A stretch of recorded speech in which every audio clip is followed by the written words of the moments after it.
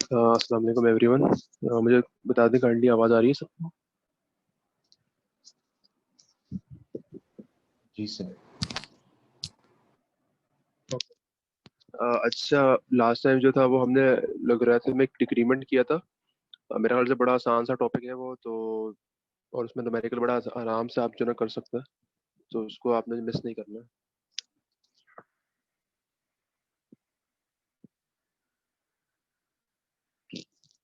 आज जो है वो हम आहिस्ता आहिस्ता जो है हम फोर्स रिस्पॉन्स की तरफ जा रहे हैं।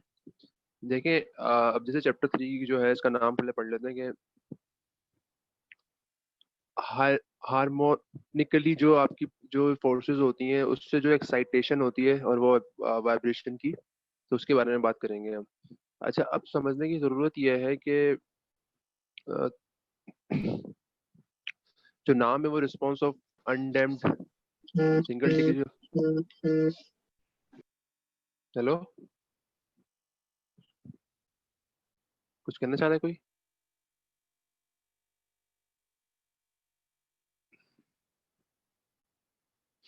अच्छा, तो जो टॉपिक का नाम है वो response of undamped single degree of freedom system under harmonic force.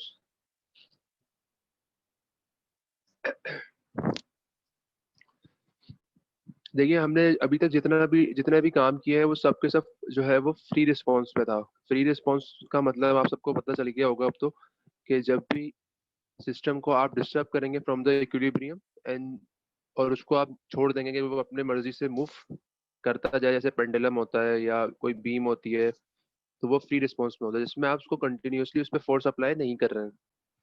Free response में सिस्टम नॉर्मली फ्री रिस्पॉन्स में नहीं होते हैं।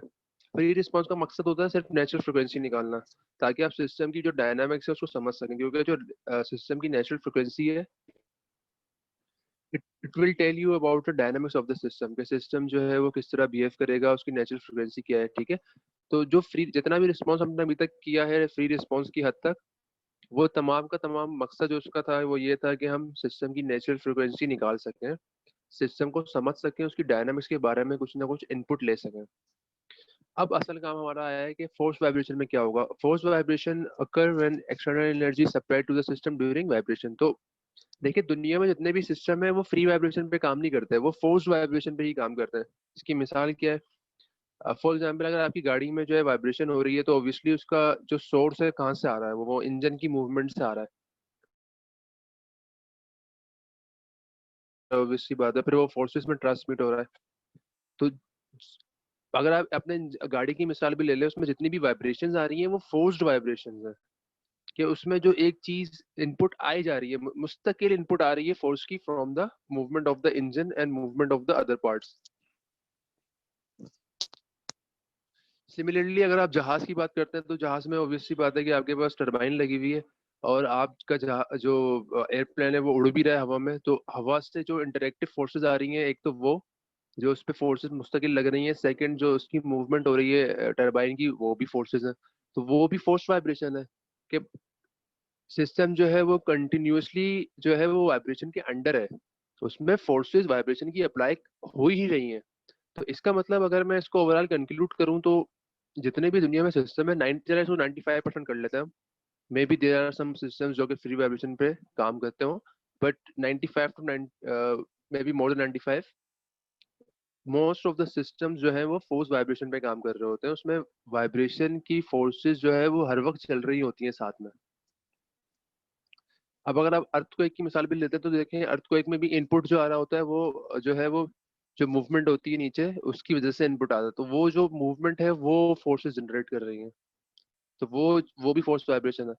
तो करते क्या है हम, फ्री वाइब्रेशन से हम सिस्टम की डायनामिक्स एनालाइज करते हैं, और उसके ओमेगा एन निकालते हैं, नेचुरल फ्रिक्वेंसी निकालने की कोशिश करते हैं, उसको समझने की कोशिश करते हैं सिस्टम को, और फोर्स वाइब्रेशन में हम वो ओमेगा एन जो हमने निकाला था उसको अप्लाई करते हैं फिर। ठीक है ना? तो क्योंकि हमें बचाना सिस्टम को फोर्स वाइब्रेशन के अंदर है, फ्री वाइब्रेशन में थोड़ी बचाना है हमने। फ्री वाइब्रेशन जो है is just an insight to the system, but force vibration is where you control the systems. अच्छा, तो इसलिए हम यहाँ फोर्स वाइब्रेशन पे आ गए।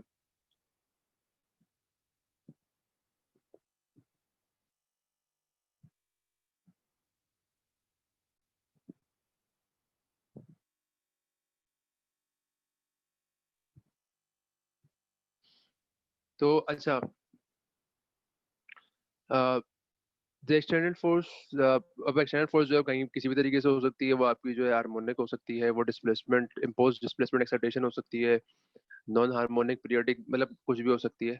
तो और ट्रांजिएंट रिस्पॉन्स जो है, जो harmonic response results when the system responses to harmonic excitation. Transient response is defined as a response of a dynamic system to suddenly applied non periodic excitation. ये दोनों बताता हूँ मैं आपको क्या एग्जैक्टली मतलब कि इसको फिगर से देखेंगे हम लोग। अच्छा, अब पहले हम ये देख लेते हैं, हम हार्मोनिक फोर्स की बात कर रहे हैं, हम हार्मोनिक एक्साइटेशन की बात कर रहे हैं। तो ऑब्वियसली फोर्स जो अब जो फोर्स आ रही है, लास्ट टाइम कोई फोर्स नहीं थी सिस्टम में, ठीक है ना। अगर मैं आपको दिखाना चाहूँ एक और, एक सेकंड रुकिएगा।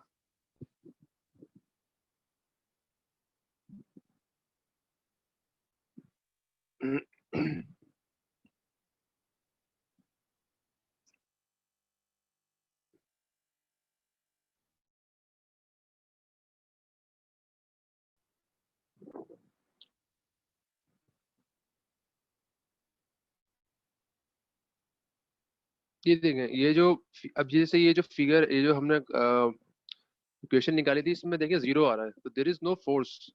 सिस्टम में कोई बाहर की फोर्स अप्लाई नहीं हो रही है, there is zero force, external force.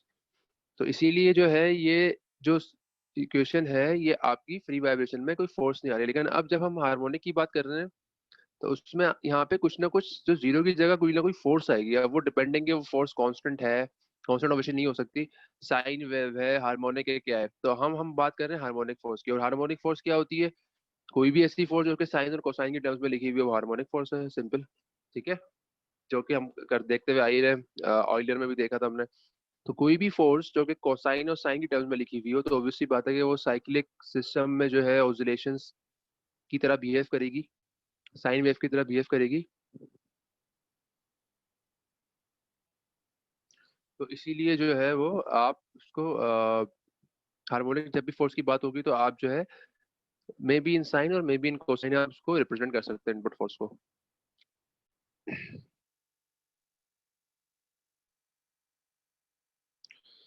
अच्छा, अब देखें फर्क क्या है। फर्क क्या है कि जो इक्वेशन ऑफ मोशन थी बिल्कुल वैसी की वैसी है। ये मास का आ गया कंपोनेंट, यहाँ पे जो सिस्टम है उसमें एक मास आपके पास, then we have a spring and then we have a damper. तो तीनों की फोर्सेस आ गई। तीनों की फोर्सेस आप सबको अच्छी तरह पता है कि क्या क्या फोर्सेस होती हैं। बट इजिकल टू के बाहर जो आ गया वो एफ ऑफ टी हो गया, यानी कि एक फोर्स जो है वो कंटिन्यूसली उस सिस्टम के ऊपर अप्लाई कर रही है। अच्छा, अब इसका सोल्यूशन निकालना है। लास्ट टाइम भी हमने सोल्यूशन ही निकाला था, लेकिन उसमें बस फायदा ये था कि इसमें जीरो आ रहा था फोर्स की जगह। तो अब यहाँ पे हमेशा जब इस तरह का वो सिस्टम आता है जिसमें फोर्स भी आ रही होती है और कोई इक्वेशन भी बन के आ रही होती है, तो we always have two part of the solution. ये आप लोग डिफरेंशियल इक्वेशन में यकीनन पढ़ के आए होंगे। तो here we are calling it x h t, x h बोल देते हैं और एक्स पी बोल देते हैं। तो one is homogeneous solution and the other one is particular solution. ठीक है, तो general solution is a combination of homogeneous solution and particular solution. और ये जो होमोजीनियस सोल्यूशन है इसको हम ट्रांजिएंट सोल्यूशन भी कहते हैं। पर्टिकुलर जो सोल्यूशन है इसको स्टेडी स्टेट सोल्यूशन भी कहते हैं। अब ये इन दोनों में फर्क भी बताता हूँ मैं, अभी फिगर में भी देखेंगे इसको। अच्छा, होमोजीनियस सोल्यूशन जो है वो आप निकाल चुके हैं। होमोजीनियस सोल्यूशन कहाँ से आता है? अगर मैं यहाँ एफ टी की जगह जीरो रख दूंगा और इस सिस्टम को सॉल्व करूंगा, तो वो जो भी रिजल्ट आएगा वो होमोजीनियस सोल्यूशन है। तो बेसिकली जो homogeneous solution x h T है, इज अ सोल्यूशन ऑफ जो भी इक्वेशन गिवन है, उसकी फोर्स की जगह जीरो रख दें आप, और उसको सॉल्व करेंगे तो आपके पास जो रिजल्ट आएगा वो एक्स एच का आएगा। और ये सारा रिजल्ट जो है हमने जो फ्री वाइब्रेशन में जो हमने सारे रिजल्ट निकाले हैं, वो सब होमोजीनियस सोल्यूशन ही थे। तो ये जो, अगर मैं दोबारा जाऊं पिछले उसमें,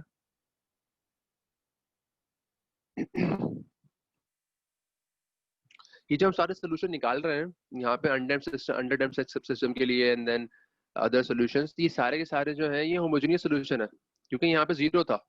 देयर इज नथिंग हियर। जो इक्वेशन है उसमें आपके पास जीरो है, तो ये तमाम सॉल्यूशंस जो है ये होमोजेनियस है। तो इसका मतलब होमोजेनियस सॉल्यूशन हम पहले ही निकाल चुके हैं, हमें आता है। ठीक है, तो इसका फायदा ये हुआ कि हमें एक पार्ट तो पता ही है कि जो होमोजेनियस सॉल्यूशन है वो हम पहले ही सॉल्व कर चुके हैं फ्री वाइब्रेशन के लिए। Now we are interested in particular solution. अगर हमारे पास ये पर्टिकुलर सोल्यूशन आ जाए तो हम दोनों को सिंपली ऐड कर सकते हैं और हमारा काम जो है वो पूरा का पूरा सोल्यूशन बन जाएगा। तो हमें बेसिकली चाहिए क्या, we are trying to find the x of t which is a combination of xh and xp।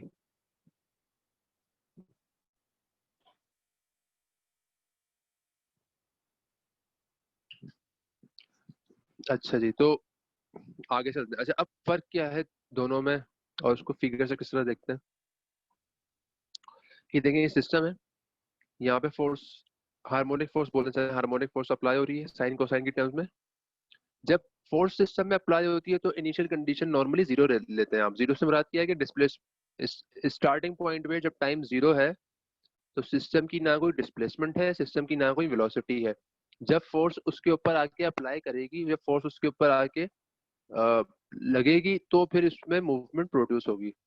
तो जब भी फोर्स, सिर्फ फोर्स रिस्पॉन्स की बात हो रही होती है, मतलब जो एक्स पी है आपका, एक्स पी जो है वो फोर्स रिस्पॉन्स से आ रहा है, एक्स एच जो है वो फ्री रिस्पॉन्स से आ रहा है, दोनों को ऐड करेंगे तो टोटल सोल्यूशन आ रहा है। तो यहाँ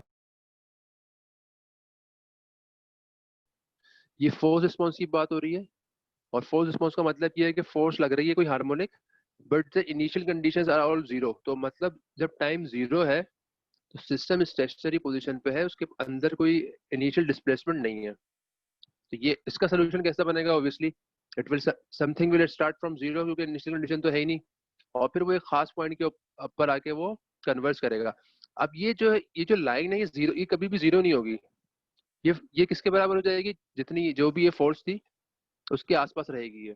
तो ऑब्वियसली फोर्स रिस्पॉन्स में आपका जो सोल्यूशन होता है वो जीरो नहीं होता, आपका सिस्टम कभी रुकेगा थोड़ी। आप उसको मिनिमाइज कर सकते हैं, उसको कम कर सकते हैं, अपनी वाइब्रेशन, अपनी गाड़ी की वाइब्रेशन को कम कर सकते हैं, लेकिन ऐसा पॉसिबल नहीं कि गाड़ी बिल्कुल स्टेशनरी हो जाए। बहुत ठीक है, तो वो फोर्स रिस्पॉन्स में कहीं ना कहीं आपकी मूवमेंट जो है सिस्टम में रहेगी, कहीं ना कहीं सिग्नल्स की इनपुट आएगी आपके पास। अच्छा, अब सेकंड पार्ट, तो ये आपका कहाँ से आया है, ये आपका एक्सपी से आया है, पर्टिकुलर सोल्यूशन से जो कि फोर्स रिस्पॉन्स से आ रहा है। The second one is coming from the x H जो हम निकाल चुके हैं लास्ट फ्री रिस्पॉन्स में। यहाँ पे फोर्स जो है वो जीरो है, तो there is no force, free response है तो कोई फोर्स नहीं है। अच्छा, अब जब फ्री रिस्पॉन्स होगा तो ऑब्वियसली बात है आपको इनिशियल कंडीशन देनी पड़ेगी, आप सिस्टम को डिस्टर्ब करेंगे तो मूव होगा ना। तो सिस्टम को डिस्टर्ब करने के लिए you must have given initial displacement and और इनिशियल वेलोसिटी। तो इस सूरत में जब आपके पास फ्री रिस्पॉन्स होगा तो ऑब्वियसली बात है कि आपके पास फोर्स की इनपुट जीरो होगी, और जो आपके पास डिस्प्लेसमेंट की टर्म्स होंगी वो कोई ना कोई इनिशियल डिस्प्लेसमेंट होगी उसमें। तो अब सिस्टम किस तरह बिहेव करेगा, स्टार्टिंग पॉइंट जो होगा वहां पे कोई ना कोई डिस्प्लेसमेंट की वैल्यू होगी जो कि एक्स नॉट है यहाँ पे, और फिर सिस्टम वहां से मूव करता हुआ जीरो पे कन्वर्ट करेगा। जीरो पे कन्वर्ट क्यों कर रहा है, क्योंकि फोर्स ही नहीं है कोई। तो आफ्टर सम टाइम जब आपने सिस्टम को डिस्टर्ब करके छोड़ दिया है, फोर्स तो है नहीं, तो ऑब्वियस सी बात है कि सिस्टम इक्विलिब्रियम की तरफ आएगा और वो जीरो की तरफ कन्वर्ट करेगा।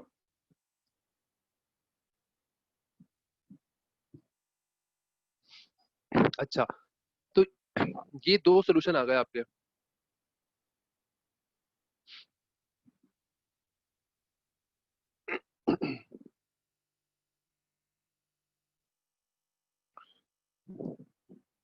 तो ये दो सोल्यूशन आ गए आपके, एक फोर्स रिस्पॉन्स, एक फ्री रिस्पॉन्स। जो टोटल कंबाइंड रिस्पॉन्स होता है वो वो जो है उसको में आप दोनों को ऐड करते हैं, उसमें टोटल, उसमें जो है वो फोर्स रिस्पॉन्स भी होता है, उसमें फ्री रिस्पॉन्स भी होता है। क्योंकि इसका कॉन्सेप्ट इस तरह समझेंगे, जो जो आपका फोर्स रिस्पॉन्स होता है उसमें ऑटोमेटिकली फ्री रिस्पॉन्स तो होगा ही होगा, ठीक है ना, वो डाई आउट हो जाता है, वो खत्म हो जाता है, लेकिन free response after some time free response will die out, but force response अपनी जगह रहेगा। तो इसका मतलब आफ्टर सम टाइम जो फ्री रिस्पॉन्स है वो आपका नहीं, सिस्टम में होगा ही नहीं, तो उसका इन्फ्लुएंस सिस्टम में नहीं होगा। अच्छा, टोटल रिस्पॉन्स क्या होगा, फिर दोनों को ऐड कर लेंगे सिंपली, तो आपके पास कुछ इस तरह का रिस्पॉन्स बन जाएगा। तो ये जो है टोटल रिस्पॉन्स ये निकालना है आपने। जो ऊपर वाला है ये निकाल लेंगे तो आपके पास ये आ जाएगा, क्योंकि ये जो एक्स एक्स एच है ये आप पहले ही निकाल चुके हैं, ये आप फ्री रिस्पॉन्स में निकाल चुके हैं। तो आपने सिर्फ बेसिकली ये निकालना है, उन दोनों को ऐड करेंगे तो आपके पास टोटल रिस्पॉन्स आ जाएगा। अच्छा, अब बात करते हैं कि दो हिस्सों में तोड़ दिया था हमने। हमने तोड़ दिया था कि होमोजेनियस सोल्यूशन और transient solution, particular solution XP वाला स्टडी स्टेट मतलब, और एक जनरल जो तीनों को दोनों को मिला के बन रहा है। अब देखिए जो again this is the transient solution, transient नहीं है होमोजेनियस, जो ये वाला था आपके पास, दिस वन ट्रांजिएंट या होमोजेनियस। तो वो after some time randomly start हुआ, उसकी जो पी के वो कम होती गई और वो खत्म हो गया। पर्टिकुलर सोल्यूशन खत्म नहीं होता क्योंकि वो तो फोर्स इनपुट आ ही रही है ना मुस्तकिल, तो वो चलता रहेगा। फिर आप दोनों को ऐड करेंगे तो आप देख सकते हैं कि आपके पास एक शुरू में जो है, जो सॉलिड लाइन है वो दोनों का एडिशन हुआ हुआ है। जो सॉलिड लाइन है आपकी वो देख सकते हैं रैंडम है वो बड़ी शुरू में ना।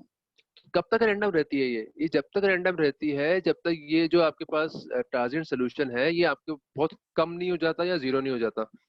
तो ये जो पार्ट होता है स्टार्ट का, जहाँ पे रैंडम सिस्टम में रैंडमनेस होती है, उसको हम ट्रांजिएंट जो है वो सोल्यूशन कहते हैं। उसको ट्रांजिएंट मूवमेंट कह सकते हैं, ट्रांजिएंट डिफॉर्मेशन कह सकते हैं कि आप जो शुरू में रैंडम है, जब सिस्टम अपने अभी वो जो है सिस्टम जो है वो मूवमेंट स्टार्ट करना उसको रेगुलराइज करना शुरू कर रहा है, लेकिन उससे पहले जो उसमें एक रैंडम सी बिहेवियर आ रहा है थोड़ा सा, तो वो ट्रांजिएंट पार्ट कहलाता है सोल्यूशन का।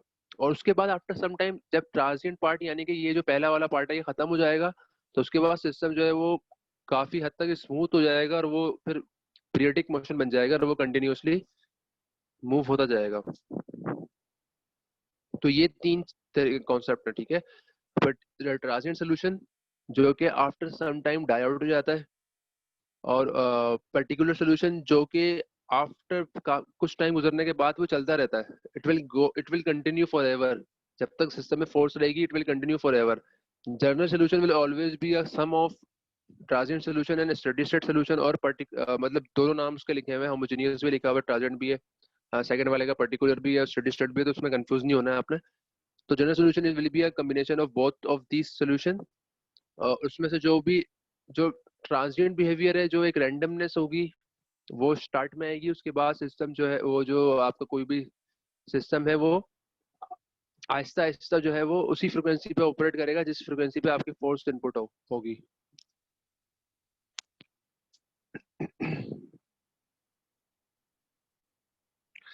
अच्छा, कोई भी सवाल है तो काइंडली मुझे रोक के पूछ लीजिएगा ना।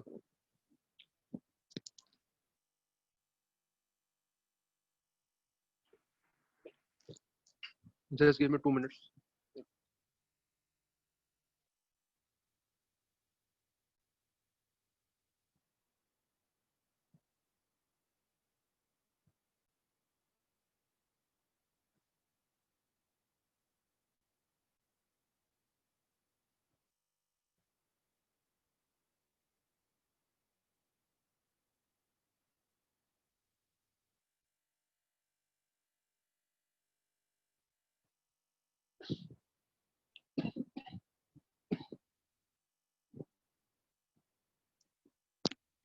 नॉर्मल कोई सवाल नहीं है, काइंडली कोई बता दे मुझे कम से कम।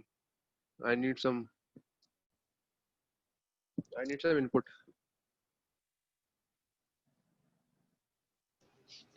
सर जो फोर्स्ड रिस्पॉन्स है वो हम जी गाड़ी की सस्पेंशन सिस्टम की एग्जांपल ले सकते हैं। हाँ बिल्कुल ले सकते हैं, क्योंकि उसमें देखें ना, अगर गाड़ी के सस्पेंशन सिस्टम है तो उसमें इनपुट जो फोर्स आ रही है वो वहां से उससे आ रही है ना, जमीन से आ रही है। और जमीन तो आपकी रेगुलर नहीं है, वो उसमें तो मसले हैं। तो जब तक वो मूवमेंट आती रहेगी ऊपर से जमीन से आती रहेगी तो आपकी जो फोर्स वाइब्रेशन कहलाएगी वो। एनीवन एल्स कोई बता दे मुझे, कम से कम यही बोल दे कि कोई ऐसा इशू नहीं आ रहा, तो आई फिर मैं कंटिन्यू करूँ। नहीं सर।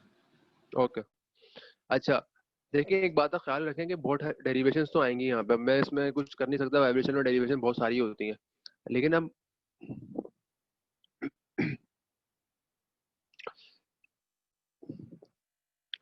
इसमें जो आगे मैं आपसे बाद में बात करता हूँ। जो इसमें जो डेरिवेशंस होती हैं, अब देखें जो ऑनलाइन होगा ऑब्वियसली, तो उसमें आप तो डेरिवेशन आपको इतना अक्लमंद होना चाहिए कि डेरिवेशन नहीं आ सकती है, लेकिन कुछ पार्ट आ सकता है जो कि यहाँ पे सॉल्व नहीं हुआ होगा। तो वो बस ये याद रखना है, जहाँ पे भी मैंने ये लिखा हुआ है लेक्चर्स के अंदर कि आपने खुद करना है, तो काइंडली वो एक बार कर लीजिएगा, आपस में बैठ के कर लें, वो कोई मसला नहीं है।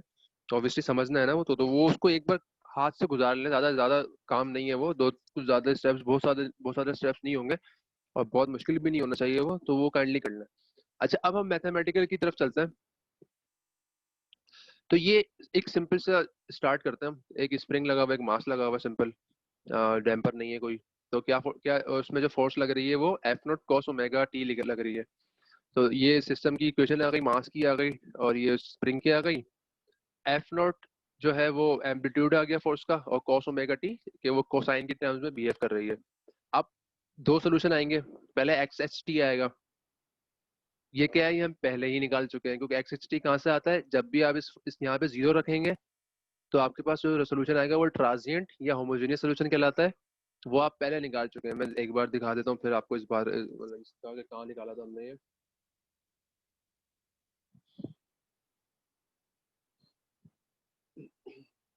इसमें नहीं है तो डैम्पर वाला है।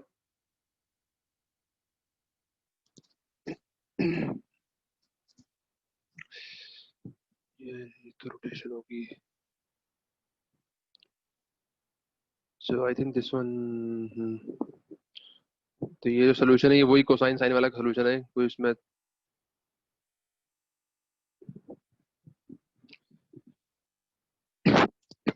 नहीं देख रहे। सॉरी।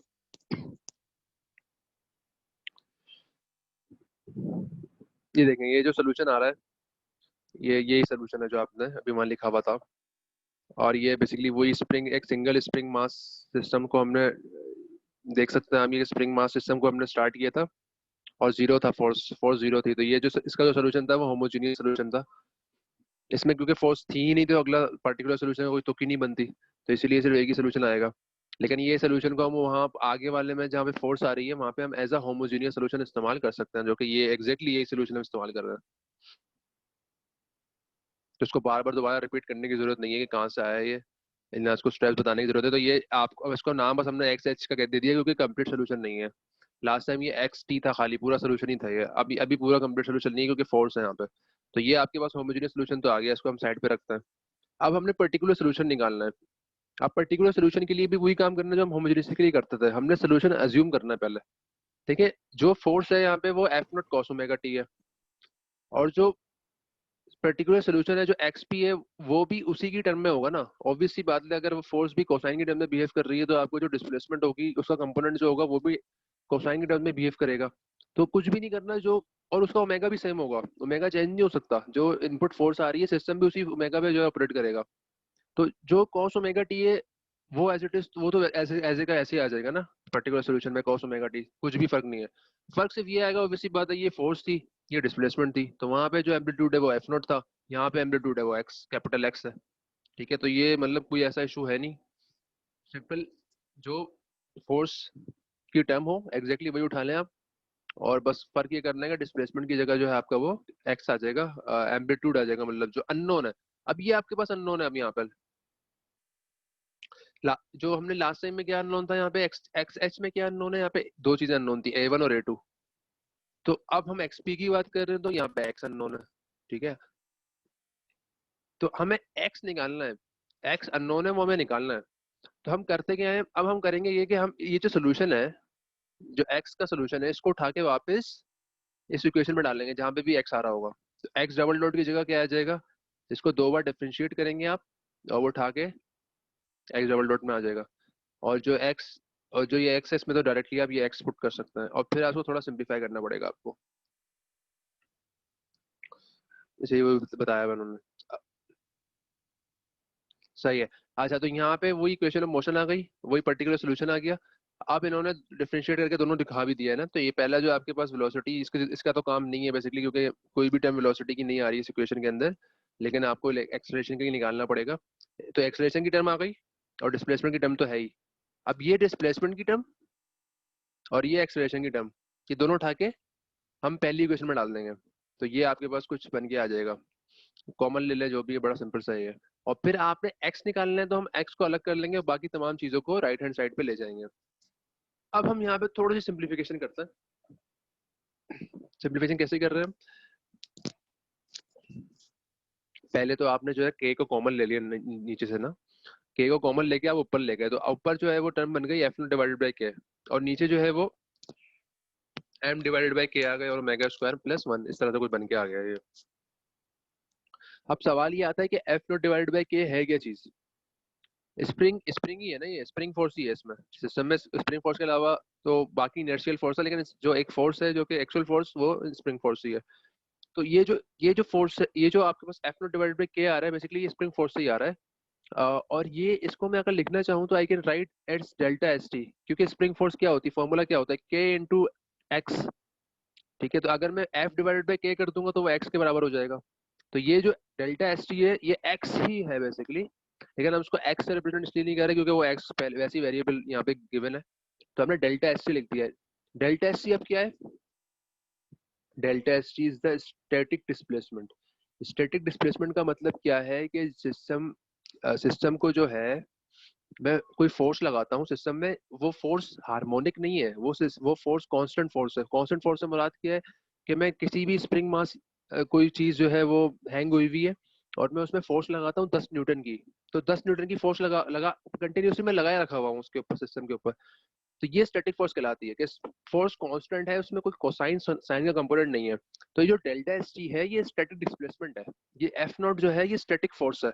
कि इसका मतलब क्या है कि अगर किसी भी स्प्रिंग की स्टिफनेस के होगी और उस पर मैं एफ नॉट की फोर्स अप्लाई करूं, एफ नॉट की स्टैटिक फोर्स अप्लाई करूं, तो जो उसमें सिस्टम में डिस्प्लेसमेंट होगा, जो मूवमेंट होगी, वो डेल्टा एस टी के बराबर होगी।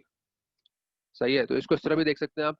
अगर किसी स्प्रिंग की स्टिफनेस जो है वो 2 है, मैं नंबर बता रहा हूँ खाली, और जो फोर्स उसमें अप्लाई हो रही है वो 10 न्यूटन की अप्लाई हो रही है, तो जो उसमें डेल्टा एस टी यानी कि जो स्टैटिक डिस्प्लेसमेंट होगी वो 5 मिलीमीटर की होगी, 10 डिवाइडेड बाई 2।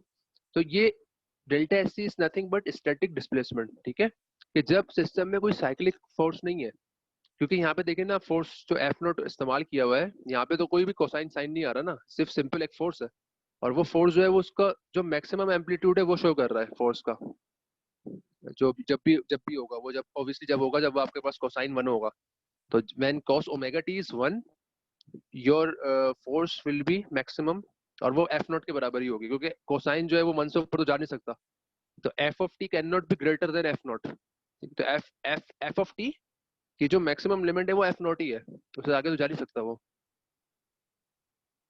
अच्छा, अब यहाँ पे हमने समझ गए होंगे आपकी बात, तो हमने डेल्टा एस टी से इसको रिप्रेजेंट कर दिया।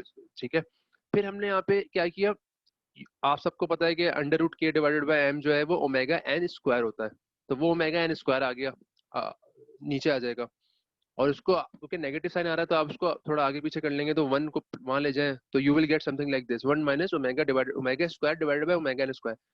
अब इसको इन दो फ्रीक्वेंसीज को समझना इंपॉर्टेंट है।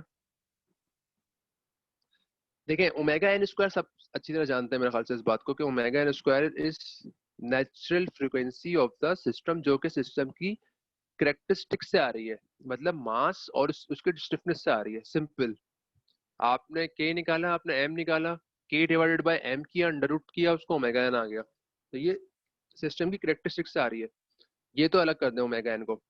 ओमेगा जो है ये फोर्सिंग फ्रीक्वेंसी है, कि जो फोर्स अप्लाई हो रही है उसकी फ्रीक्वेंसी कितनी है। जरूरी नहीं है सेम हो, ये जरूरी नहीं है सेम हो, ठीक है, ये बहुत डिफरेंट भी हो सकती है, सेम भी हो सकती है। तो omega is the forcing frequency, omega n is the natural frequency of the system. दोनों में अलग अलग फर्क है। फोर्सिंग फ्रीक्वेंसी वो फ्रीक्वेंसी जो सिस्टम में अप्लाई कर रहा है, जिस फोर्स की फ्रीक्वेंसी अप्लाई हो रही है सिस्टम के ऊपर, और ओमेगा एन जो है सिस्टम की करेक्टरिस्टिक्स से आ रहा है, उसके मास और स्प्रिंग का जो भी कोफिशिएंट है, जो भी उसको मास आ रहा है। यहाँ हमने इस रेशियो को डिफाइन कर दिया एज आर, तो it will become 1 minus R square, तो delta S T divide by 1 minus R square. ये this is the result of this X amplitude, delta S T divided by 1 minus R square. ठीक है, अब आपने यहाँ पर are को ध्यान में रखना है कि आर क्या था, R is the ratio of forcing frequency divided by natural frequency, उसको स्क्वायर करके, और delta S t is nothing but the static displacement, जो कि सिर्फ एफ नॉट डिवाइडेड बाय के है। ठीक है, या तो फॉर्मूला याद कर लेना या उसको समझ लें। अच्छा, अब आगे आपके पास एक्स भी आ गया, तो आप ये एक्स उठा के वापस यहाँ एक्स पी में डाल सकते हैं, तो आपके पास इसका सोल्यूशन आ जाएगा। अगर ये मैं उठा के वापस इसमें एक्स की जगह डाल दूंगा तो I will get x P का सोल्यूशन, और फिर कंप्लीट सोल्यूशन क्या होगा, complete solution is nothing but x H ये एक्स एच का सोल्यूशन जो होमोजीनियस का था, ये वाला, दिस वन, ये तो वैसे का वैसे ही लिख दिया, एक्स एच का सोल्यूशन। और फिर जो एक्स पी का सोल्यूशन निकाला है आफ्टर फाइंडिंग एक्स, वो आप उसमें ऐड कर देंगे, तो ये टोटल सोल्यूशन बन जाएगा आपके पास। तो this is your total solution, यानी कि इसमें आपके पास ये जो पहला दो पार्ट्स हैं, ये आपके होमोजीनियस सोल्यूशन है, यानी कि ट्रांजिएंट सोल्यूशन है, जो कि टाइम के साथ खत्म हो जाएंगे। And the last one is particular solution जो कि रहेगा सिस्टम में, जो कि फोर्स की वजह से आ रहा है। अब अगेन यहाँ पे A1 और A2 जो है वो अननोन है, तो आपने वही काम करना जो हमने पहले किया था। क्या किया था हमने? इनिशियल कंडीशन लगाई थी कि जो डिस्टेंस है, जो डिस्प्लेसमेंट है टाइम जीरो, वो एक्स नॉट है, और जो वेलोसिटी है वो एट टाइम जीरो वो एक्स डॉट नॉट है, जो वेलोसिटी है। फिर आप ये वापस दोनों को ये थोड़ा सा यहाँ पे काम करना पड़ेगा आपको, वापस डालना पड़ेगा चीजें, और इसमें से A1 और A2 की वैल्यू निकालनी पड़ेगी, एक बार डिफरेंशिएट करना पड़ेगा इस पूरी इक्वेशन को। तो इट्स अ प्रोसेस, ठीक है। तो खैर यहाँ पे दिखाया हुआ है कि आपके पास जो दो कांस्टेंट आएंगे वो A1 की वैल्यू ये आ जाएगी, A2 की वैल्यू ये आ जाएगी, और फिर सिंपली आप दोनों को उठा के इसमें डालेंगे तो आपके पास टोटल सोल्यूशन बन जाएगा, जिसमें आपके पास कांस्टेंट्स की वैल्यू भी आ रही है। अच्छा, अब यहाँ पे इस डेरिवेशन को आपने यकीनन चेक करना है, ठीक है। तो इस तरह की जो भी चीजें वो आपने चेक करनी है, आपको एक इस इक्वेशन को एक बार डिफरेंशिएट करना पड़ेगा, एक बार आपको डिस्प्लेसमेंट की इक्वेशन में आपको ये वाली बाउंड्री कंडीशन लगानी पड़ेगी, वेलोसिटी की इक्वेशन में ये वाली बाउंड्री कंडीशन लगानी पड़ेगी, दोनों लगाएंगे तो आपके पास A1 और A2 आ जाएगा आराम से, और फिर उसको A1 A2 को वापस इस इक्वेशन में डालें और टोटल सोल्यूशन निकाल लें।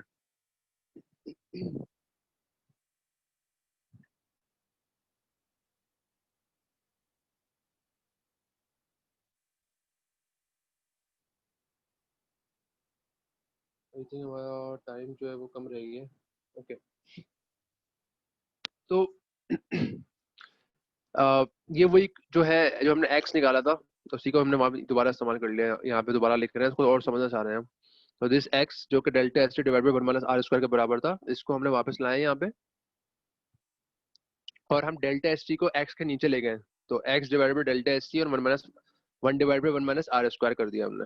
अच्छा, अब यहाँ पे हमने सिर्फ एक काम ये किया कि जो ये टर्म थी एक्स और डेल्टा एस टी, इसको हमने नाम दे दिया है मैग्निफिकेशन रेशो का। क्यों करा ऐसा? करा ऐसा इसलिए है कि ये दोनों देखें, जो एक्स है वो डायनामिक एम्पलीट्यूड है, जो एक्स है वो डायनामिक एम्पलीट्यूड है जब कोसाइन और साइन अप्लाई हो रहा है।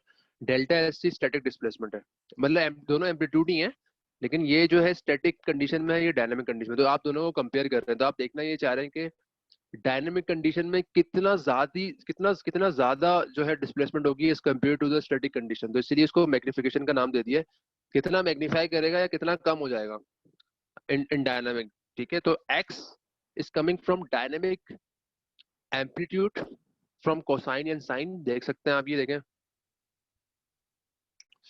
ये जो एक्स है ये आपका एक्स जो है वो कॉस के साथ लगा हुआ है, तो इसीलिए यहाँ पे दिस इज डायनामिक, चेंज होगा, ये एक्स चेंज नहीं होगा लेकिन पूरी ओवरऑल सिस्टम चेंज होगा।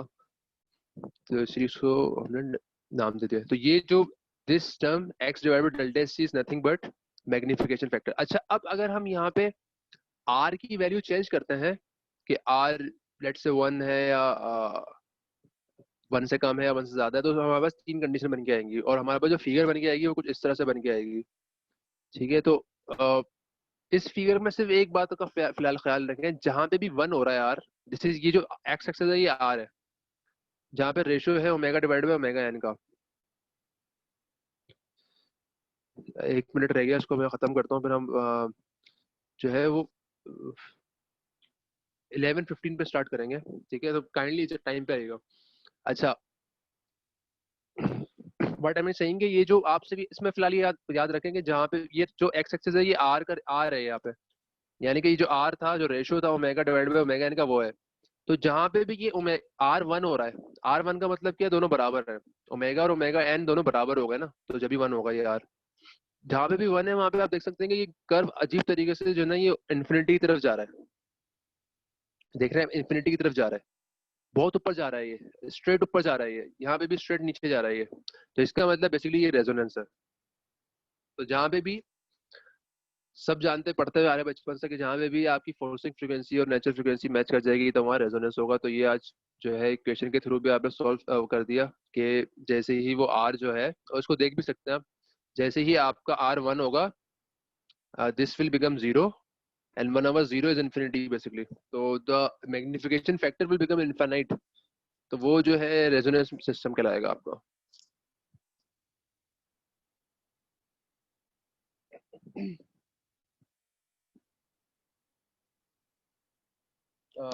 Okay, so we will start at 11:15। Kindly time पे आएगा, मैं अटेंडेंस ले रहा हूँ यहाँ पे भी, रुक जाए।